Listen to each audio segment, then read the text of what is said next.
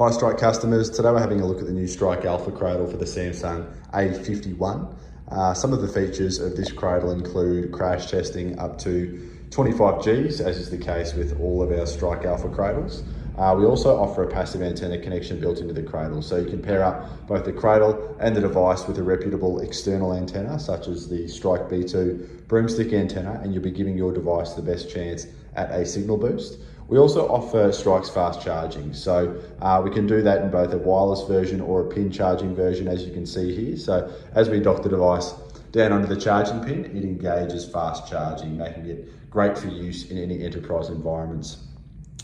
Pretty versatile with how we mount our cradles as well. We've got both an amps and Richter mounting profile on the back. We're using a RAM mount today, we do stock RAM mounts. So for information on a range of different mounts to fit this cradle into almost any environment, or for more information on our Strike Alpha cradles, please visit the Strike website.